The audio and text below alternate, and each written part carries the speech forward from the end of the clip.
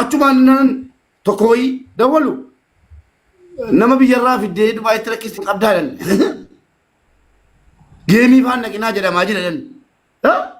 yoo ajandaa mubaarak tolchuu fi deeman ammu arruma dubbatanii arruma qote jechuun ajandaa mubaarak dubbachuu miti jiran laala murtii waan ati sirri laalu qabdu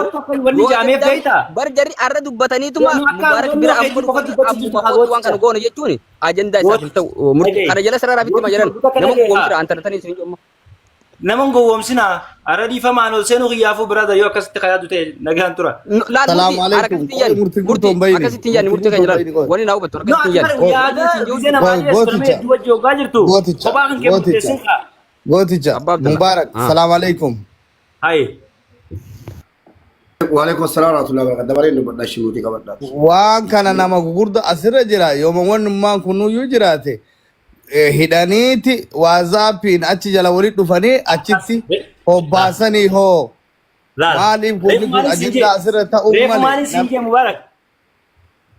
gruppi godheetiin dhimma kana dubbanna miidiyaa irratti waa hunda naasuuf gruppi godhaati murtoo guutoo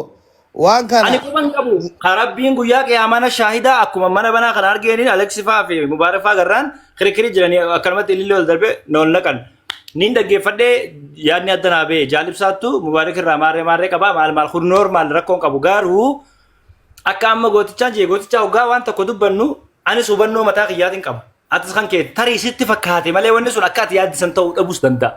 dafnee murteessurra maaf addan baafannuu hajoo qofan dubbannee barate akkas haa ta'u anillee sabboonaa nambara isaanii qabaa itti bilbilaa wanni kuni cool down waan guddaa miti amma cool down haa ta'u wanni ammallee si maraachuullee jarallee maraachuullee wanni lubbuun namaallee ba'utti jirtu hin jirtu namni hidhaa jiru hin jiru namni ammaan tana du'uttillee jiru hin jiru waan kana nurraa qabbaneessaati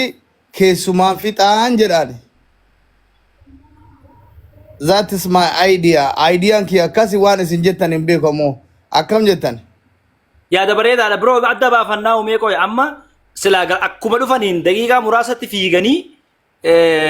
ammumatti mana Alex Dembani yeroo jedhani sirriin turre maalifi sa'a achisisaniiti dura jidduu kanattis wanni kun dhugaa fi soba ta'uu gruppi goonee haasa'uu dandeenya amma dabbaalis jaalibsas miseenjara isaaniin qaba mubees miseenjara isaaniitiin qaba walitti gruppi goonee Alexis fidee nama afuriin dubbannee aboonni yoo piraankiiti asumatti nutti hima yoo ka dhugaa ta'uutees asumatti nutti hima haasofneeti wanni guufu walitti aanuuf hin jiru mucaan kun haa taphatu geema qaba Mubarak nama isa jaalatu akkuma qabu nama isa hin jaalanne qaba gootichi waan dubbatamu qabu abbaa Abdallaanis hundinuu galatoomaa anuma waan ta'u dubbattan Aleksiin walumaan deemnee ol naa galtanii maanguddummaa keessaan dubbanna yoo jenne odhanne maa jettan bareedaa daqiiqaa takka lama keessatti agabbuusuu dandeenya waan san anatu gaafatu hunda isaanii bakka mee birriin nama irraa sirraa qabu sun jihaa jiraatu hin laallaayyoo nutu kafala rakkoo miti akkan afaan oromooti yaada bareedaadha kunu abdii julullee bakkatti gabbuu ishee mana nama karaa achi oofe achi deemaa jedhin jira kunu bagana jiraatu ayya akkas godha kunu yaada bareedaadha murtii kan yala yaa atamma geemicha hadhuma dhageesse miti abdii baga kirikiriin keeyyuu hadhuma dhageesse miti lifte ani amma reefu anu amma dhagee baay'inni warra dhageessaniisin amman dhagee wallahi amma dhageemaa jira toltuus ta'u kayrii ani silas dubbataan ture rabbiin qabaan rabbirraa dhumnaan rakkoon waa danuu afaanii dabaasan ijoolleen meedhan ni ilaalla qabaan mana eeyyuu nu yaana amma sakke beekta amma murtii guutuu reefa keessaa murtii guutuu na keessaa dubbate beekta murtii guutuu amma na keessaa dubbate namni kun gara namni hin beenen beeksa na hojjeta waan rabbii karaa inni amma kun qaroomee jira gara kamiinuu waan dhufee kayrimaa fi beekta amma murtiin dhageeffataa ture gara namni hin beenen yookaan waa wayii dalaguu danda'an waan taateef osoo hin jajjarii waan kana godhaniitumaan akka inni jeessan godhaatti achi booda rakkoo takka hin qabu wanni akkanaa kan dhufu immoo siifu carraadha beek amma nuun dhageenne namoonni hedduun dhageenne gaafa namni wayii waa wayii yaadu wanti yeefoo dhufte unumaa nama xiqqeessa waan taateef ati kanaaf